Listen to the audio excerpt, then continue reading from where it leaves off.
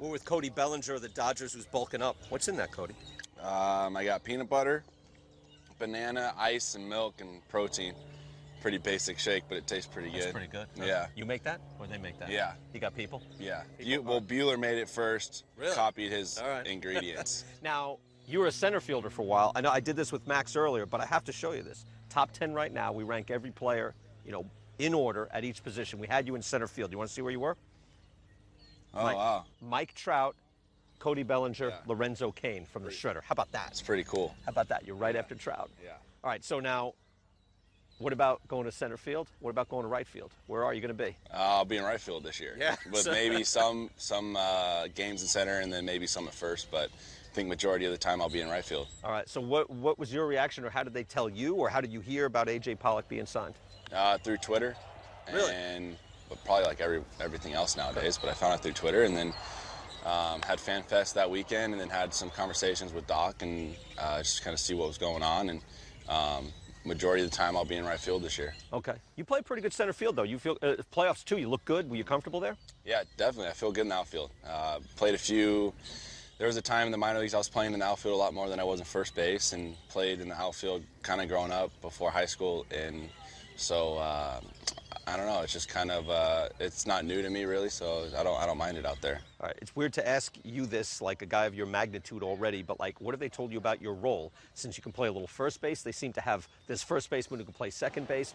Yeah. There's center fielders who can play second base. So what have they told you about, like, the mixing and matching, or are you going to be in one spot? I think majority of the time I'm going to be in right field. I think that's what the plan is, and that's how it's going to be, which is completely fine. So it's nice to know where you're going to be at, and but yeah, I think right field is the place I'm going to be. All right. How would you characterize the last 2 years then? Like as far as your team getting to the World Series and what you've experienced? Man, it's been absolutely crazy. I think I know we don't take it for granted, but I think we have high expectations starting in spring training, and I don't know.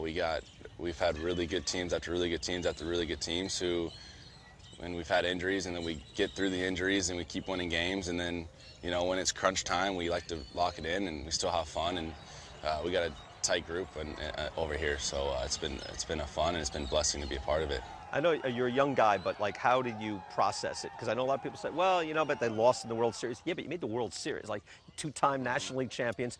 No one's won 3 NL pennants in a row since the 1940s. Like, you're in a rare air. So how do you, process it as far as what you accomplished and then what you ultimately wished you had done?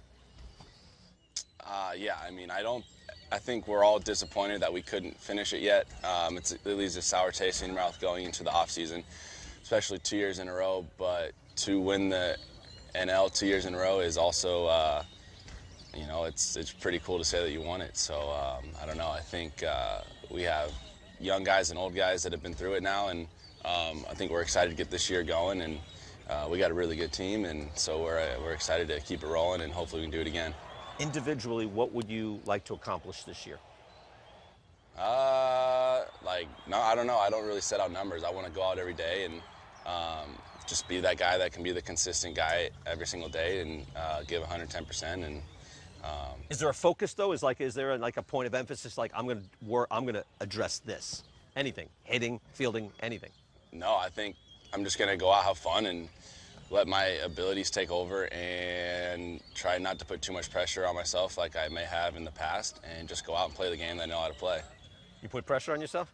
I think everybody does. Yeah. Everyone wants to perform to the highest expectations, but if you go out there and just play, then I think that's how you're going to play your best. All right, Corey, how are you feeling physically? Really good, really good. Things are starting to come along. Progressions are almost coming to an end, so getting excited to play again. Realistically, when do you think you'll be able to be in the lineup full-time? I don't know yet. Still got some things to do. Still got to play in a game. Still got to kind of get some innings built up and then kind of make a decision then. Was it hard sitting out watching? There had to be a hopeless feeling. Very, very. You want to kind of be a part of it, but you don't want to get in people's way. It's a hard balance to find. Take me to the surgery. After you have the surgery, are you like, I can't believe this really happened? You have to have it? Yeah, it kind of hits you that day when you find out, and it's almost a relief where you don't have to worry about it anymore, and you just kind of get it done and go. But then it's, again, you're out for the year, and you really don't want to do that. What's been the toughest part of rehab?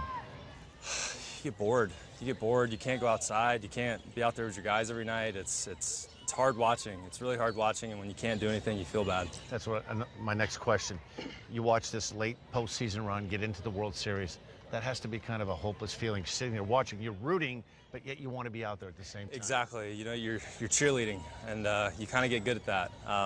You wish you're out there. You know, you're in the meetings. You know what's going on. You know what to expect, but it's not fun when you're not out there. You hear a lot of guys that are coming back from injuries like you're saying they get in the best shape of their life out of boredom and out of things to do.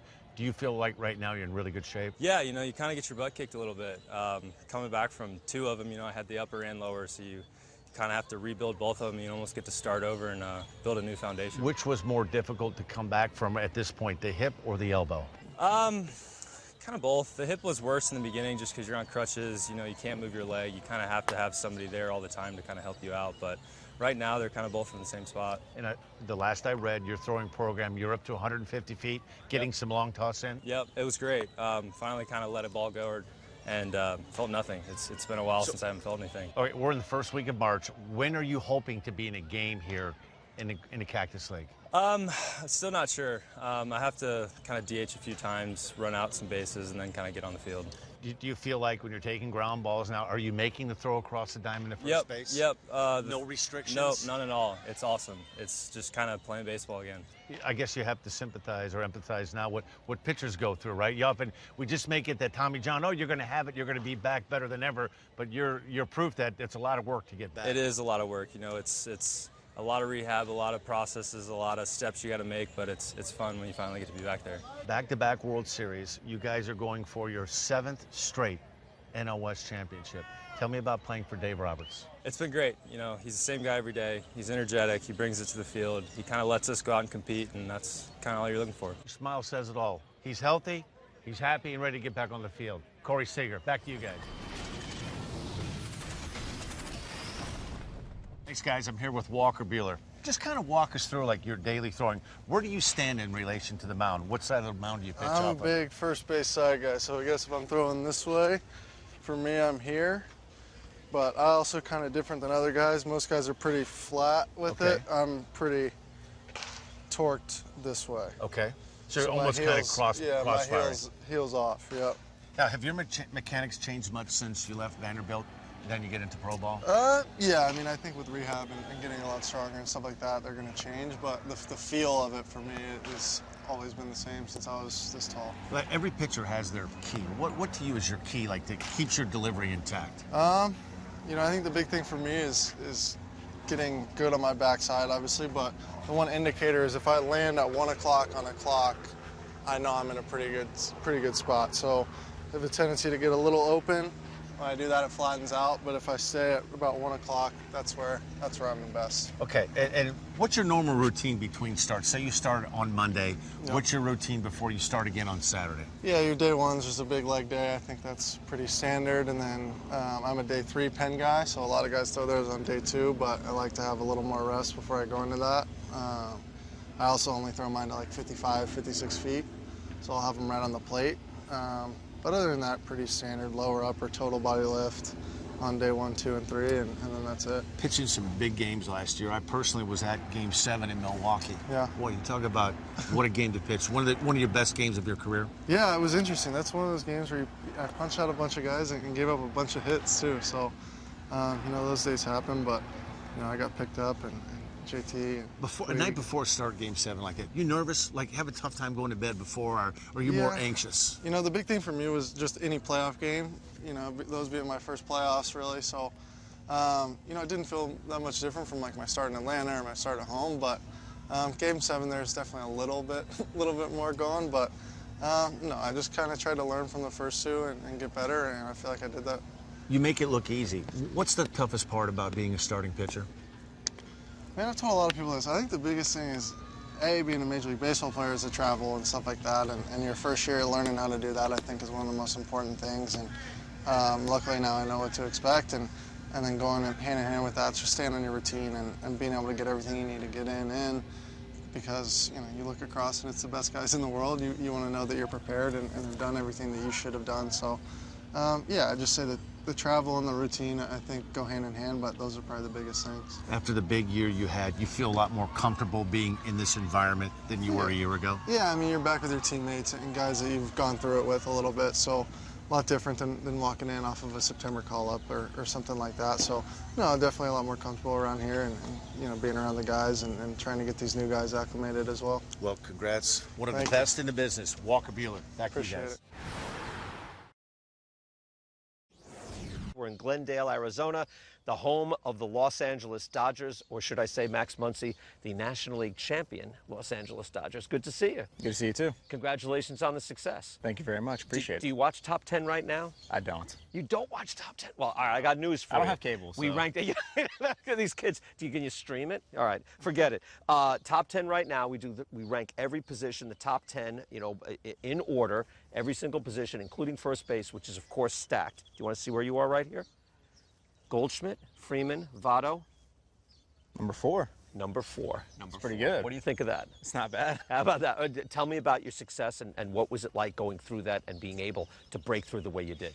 Best way I can describe it is, I guess, call it a roller coaster. It was just, you go from being released from a team, so you're at the very bottom, and then, you're in the World Series, so you're at the very top, and, everything I went in between was just kind of a straight ride all the way up to it. And, it was wild. It was incredible.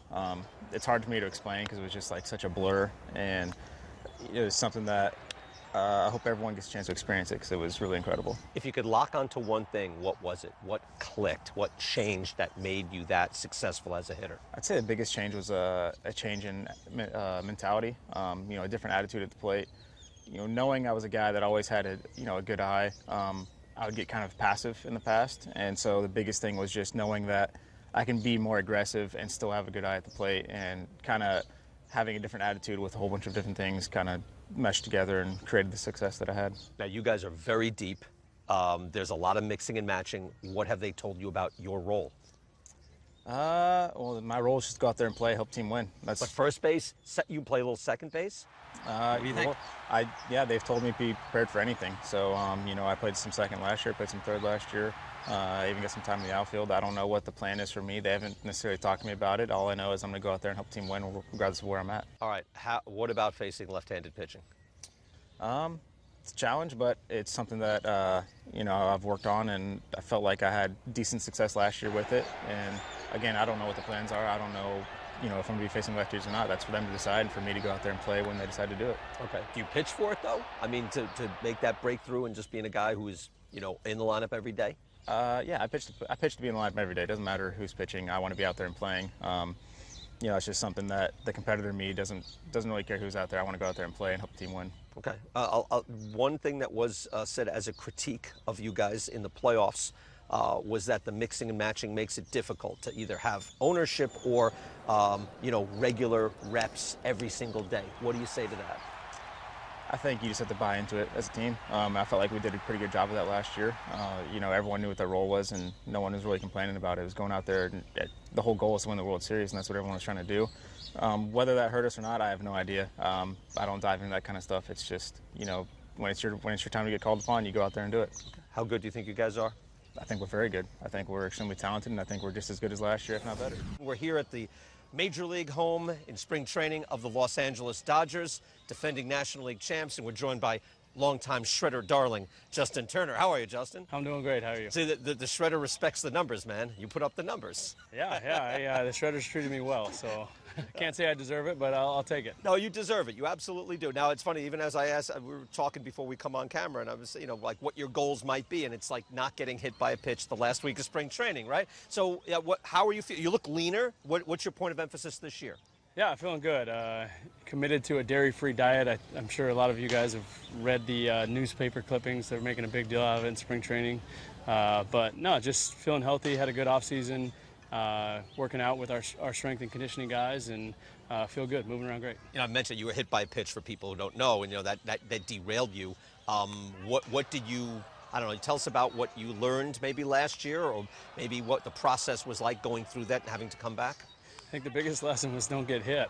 Don't get hit in the wrist. But no, it was tough. It was tough missing the first 6 weeks and sitting out watching the guys trying to compete and battle. And you want to you want to be a part of it as much as you can and try to help. But when you're on the injured list now, you know, there's not a whole lot you can do other than, you know, hang out in the dugout and cheer your guys on. It seemed like the team's resurgence, though, coincided with you coming back. Did you feel that energy, or do you take that as a point of pride? Yeah, you know, I don't think that was necessarily the reason. We started winning more games, but it was nice to be back on the field in the lineup, trying to do things to help us win ball games. All right, you guys have been good for a long time. What's different this year? Not a whole lot. We got a lot of our core guys back, a lot of people with a lot of postseason experience, which is always good, that pedigree, and a couple new additions that we think are nice touches to our lineup. So excited to have AJ on our side, dynamic middle of the order bat. He can hit leadoff if we need him to, and he's taking a lot of hits away from me in center field, so we're glad to have him on our side. Were you watching or how closely were you watching the big ticket free agent stars that your club was allegedly speaking to? Yeah, I was paying attention. I think everyone pays attention to it and seeing how it's going. And, you know, we get asked all the time, you know, what are we going to do? What are the Dodgers going to do? And my response, I'm a fan just like you guys. I find out all my information from Twitter just like everyone else. So glad that Bryce and Manny finally found a home, and we can put all that noise past us and worry about playing baseball. You guys have won 2 straight pennants, but both have ended on a loss, unfortunately, in the World Series. So how would you characterize the Dodgers' run over the last few years, having lived through it? It's been special. Obviously, last 2 years have ended on a sour note, but it's hard to take away from the accomplishments of the season, getting the World Series back-to-back years, and definitely left a bad taste in our mouth. And like I said, we got a lot of our core guys back, a lot of guys who were on both those teams, and the amount of hunger and drive and desire to get back there and finish the job is unbelievable. So how do you stay on top personally? Like, how do you stay on top, locked in to where, because where you were a certain level player, you became a very different level player. How do you stay there? You just can't get complacent. There's a lot of good baseball players, especially in our organization, who are hungry and trying to compete and get to the big leagues and stay in the big leagues. And the day you get complacent and you're satisfied, someone's going to pass you up. So every day you show up to the yard and you try to figure out some stuff you want to work on and get better at, and keep trying to improve yourself. Now, this is a big week for your foundation, right? Every week's a big week for the foundation. Tell us about it. Last night we were over at Albert Pujols' event, supporting him and at Top Golf, and a couple of weeks we got a LA Marathon coming up. So I'll be an ambassador again this year for the second year. I'll be on the starting line starting the LA Marathon. My wife's running the marathon, raising money, and we're trying to recruit runners to come out. So if you're a runner, you want to run the LA Marathon and raise money for a good cause, sign up at the JustinTurnerFoundation.com and go out and bring some money in for a great cause. Just want to say congratulations to you, contract extension. How does that feel for you personally? Personally, it feels great, and it's something that we felt that we were going to get done. But obviously, when you're entrenched in a season, and then you go through the postseason, and then you're backfilling players and coaches, so it was kind of secondary. But to ultimately get it done, I'm very excited. You have because it's funny going through the last 2 Octobers, and you have a complicated job. You have a complicated job this year too. But I mean, it's a good problem to have. It is. But how do you approach all the pieces that you have available to you, especially infield and outfield wise? You know what? I think it's one of those things that you talk about a lot, as far as you can't have too much talent, blessing and curse, all those adages. But I think that the main thing is the communication, and I think I have a very good relationship with our players, and kind of letting them know where they stand and letting them know they're valued. And so, you know, we have a lot of good players, and whether they start, they could finish and impact the game. That's kind of the biggest sell to the players, that you want to be relevant and feel that you're impacting the ball club. So as you know our roster very well, we kind of mix and match, move guys around the diamond defensively, offensively, but it works, and especially when you have 25 very good players, you need that. But you even had, I'm sorry, see, I'm jumping in on Dan. No. You even had center field set with Cody Bellinger, and then you signed AJ Pollock, and now how does that affect the rest of the roster? And the thing is, like Cody, you mentioned, what guys like Cody Bellinger and Kike Hernandez and Chris Taylor allow us to do is it gives other guys runways. So for Cody, we had him penciled to play center field, had the conversation, we acquired a great player in AJ Pollock. We moved Cody to right. Now that frees up a runway for AJ to play there, and Max Muncy at first base. And so Cody's fine with it. AJ, obviously, we get a Gold Glover in center field, so it makes as a whole, our ball club that much better. All right, talk about your starting pitching. Clayton Kershaw's had a little bit of a setback in spring training. You anticipate him being ready for opening day? That's the hope, Danny. So right now, he's going to go out there and play catch. Every day he's getting better, so our hope is that he will be but we're 7-8 deep. And so, unfortunately, we've had to deal with some things with Clayton with injury the last few years, and we've overcome them. And we've kind of the next man up mentality. And our hope is he is ready, but if not, we certainly have guys that can fill that role. Walker Buehler, he's as advertised, isn't he? He's as good as advertised, and I think that, you know, if you kind of put everything together, the confidence, the skill set, the no fear, the curiosity with information and wanting to get better, he has that swagger, he has all that stuff. So last year was a year he certainly grew, and I just remember game 163, there was a start in St. Louis, game 163, the postseason, what he did, that start in Atlanta, and then come back the next one and pitch really well. So, man, it's good to have him on our side. Like game 7 in Milwaukee, couldn't have a more hostile environment, right? Gives up the early home run, and he settled down. He looked like Sandy Koufax, Don Drysdale, didn't he? He did, and so, you know, these young players, whether you're offensive or on the pitching side, when the stage gets bigger, the moment gets big, it's just those guys that can keep their pulse down and regulated, and that's what Walker does. Yeah, looking at the 6-month stretch, and even last year, you had 6 pitchers go between 120 and like 165 innings. Is that the method of operation? I mean, is that what you're going to be working at? I think, BK, and we talk about this a lot, is there's no set number. There's no number, there's no magical 200 numbers anymore. And I think for us as an organization, it's what gets our guys ready to play 6 months of a season plus the postseason, and to put guys in the best possible chance to perform well, to stay healthy. And so when you have a roster as deep as we can, we can use a lot of different pitchers, and I think that formula works for us. But the most important thing is it's got to be a buy-in for the players, and fortunately, to the guys' credit, that they bought in. Like playing, the more you play, the better you get. Do you feel that way managing now, going into your 4th season, like it's slowed down for you? You kind of see things as it's progressing? Well, I do, and you know, you work on trying to not be reactionary and try to be proactive, and I think it goes really with just communicating with the players, and I think that as time goes on, where you learn them, they learn you more, there's more trust built in, that helps. But as far as kind of the end game and understanding the speed of the game, I've got a lot of good coaches, good staff, front office around me, that's really helped me grow every year. Hey, I'm with one of the big parts of the Dodgers rotation, Rich Hill. Back-to-back World Series for the Dodgers, going to try to make it 3 this year? Yeah, and get the job done, hopefully. I mean, I think that's the main goal. Guys are coming in this spring training and ready to go right away. You know, we talked in the past, an amazing story. It wasn't that long ago. You were pitching an independent ball with the Long Island Ducks, and you find yourself pitching in the World Series. You have days where you just pinch yourself and say, how did this really happen? Yeah, I think, you know, the main message that I always say is just continue to keep going, and you know, if you have a passion for what you're doing and you bring that intensity every single day, you know, it certainly makes it a lot more fun to come to the ballpark every day, and that's something that, you know, I certainly have, and I love playing this game, and you know, feel very fortunate to be in this position. You know, you've had in the past dealt with some issues with blisters. Are those hopefully a thing of the past? Yeah, and you know, Dan, I started throwing a little bit earlier this off season, so I really continued my throwing program as soon as the season ended and started my bullpens earlier, and you know, that's hopefully one solution to combat the blisters. When does Rich Hill start throwing in the winter? Season ends, you guys, all the way into October. When do you start throwing? Yeah, so right away, actually, for about 2 times a week, started playing catch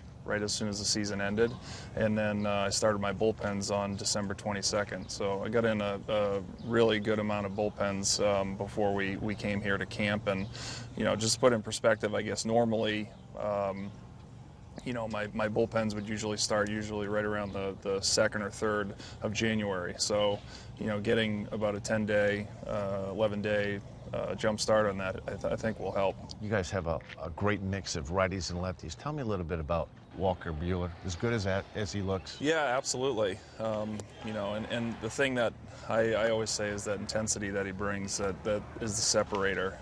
You know, on top of everything that you see, you know, the great stuff, the makeup also is kind of the topping to everything. And you know, the way that he goes out there and brings everything that he has and his best every time that he gets the opportunity to go out there, guys feed off of that. You know, the guys in the field, the guys in the outfield, everybody's ready to play on every pitch because he's, you know, bringing that intensity. Health-wise, you're ready to go right now? Yeah, I feel great. You know, had a really good off season. You know, stayed strong and looking forward to a great season. right, so prediction time. What's the ceiling for this club? They're the best in the West. I would be surprised if they don't make it 7 consecutive NL West championships. On paper, they're deep, they're solid, their rotation is good. The only question would be Clayton Kershaw, will he be ready on opening day?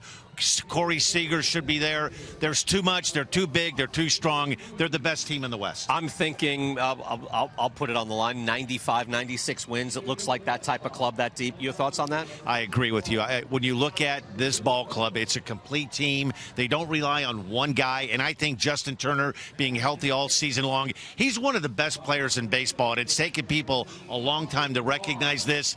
Teen Wolf is one of the top players in the game. No question. And imagine Turner playing a whole year, Seager playing a whole year, Kenley Jansen being back to his old self. That would be tremendous. They were really good last year, but I think they were a better team in 2019. All right, there you go. Fearless predictions. Not much fear when you're talking about this level of talent. Al Leiter, and I want a win total out of you, Al Leiter. Don't back off that. Give it to us. Okay, I like it, BK. Listen, this could almost sound redundant, and I'm listening to what Danny Plesac said. I'm with him, and I'm also with BK. This is the class of the NL West. It will be their 7th NL West title. And I do this, Scott. Are they elite with respect to this? Is 2 years in a row to the World Series. They fell short. Are they that club? And I think looking at this team half full as opposed to the half empty, I like the fact that Seager is healthy. I think it's very important for this team. Yes, Kershaw concerns me. Walker Buehler is going to be a front-end pitcher in baseball. You hope that Kenley Jansen is right. I think there's a lot to like about this team. Certainly Justin Turner also as well being healthy all season. You look at other National League teams. You can't overlook what the Brewers have done. Certainly in the NL East, all of them, right down the line. Phillies now with Harper, and they've already had some great additions. Great winter. I think the Mets are improved. There's no question about it. The Nationals are improved. So they're going to be in the mix. They're going to win it. The West is not as good, I don't believe, this year. There's a couple good teams, certainly Colorado. This is a very good team. They're going to win their 7th straight NL West title. They're going to win the title in the division, but they don't intimidate you in the same way, maybe come playoff time, unless the roster looks different? Yeah, a little bit different? I think basically because of how many players are utilized, and the left, right, the platoon, yeah, it makes a little bit feeling like they got a lot of players to use.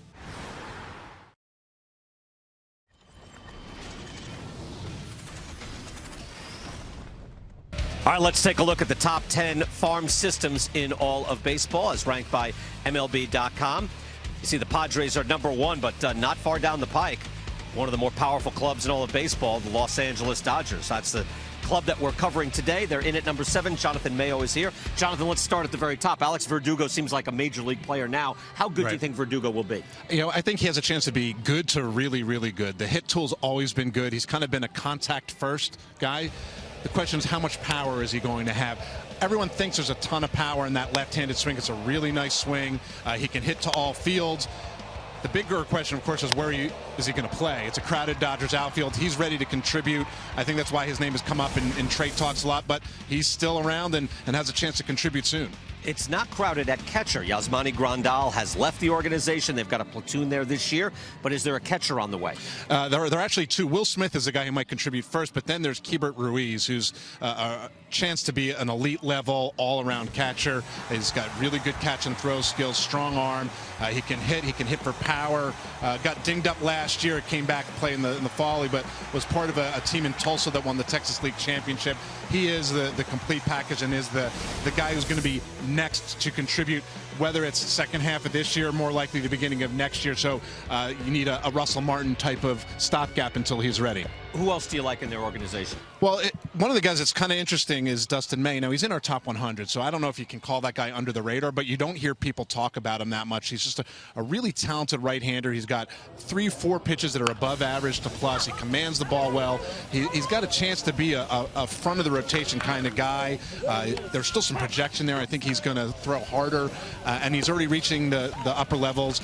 He helped win that Texas League Championship as well. A lot of talent in that AA Tulsa League that's moving up to AAA starting in 2019. I know you're talking to some kids out here today. Who else do you like? Well, Gavin Lux, also on that Tulsa team. He was a first-round pick in 2016 out of Wisconsin, and he's already in AA. Hit 324 between 2 levels. The power started to come. He's gotten a lot bigger. He's put on like 30 pounds since he signed out of the high school ranks in Wisconsin. definitely a shortstop, can also play some second base, so keep an eye out for him. Sounds like the pipeline is working, though, right? It's amazing how they keep doing it, Brian. It's hard to have a good farm system and win at the big league level, and the Dodgers have found a recipe to continually do both at the same time, which you don't see very often. All right, Jonathan, thank you very much.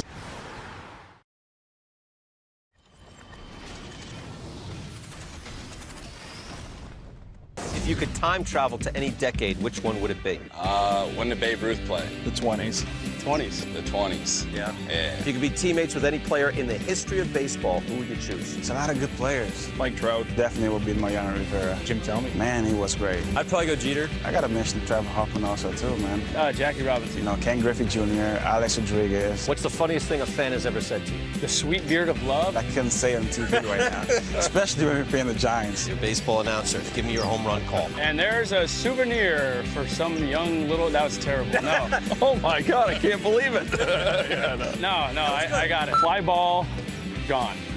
There we go. Back, and it's gone. That's all I got. I'm not an actor.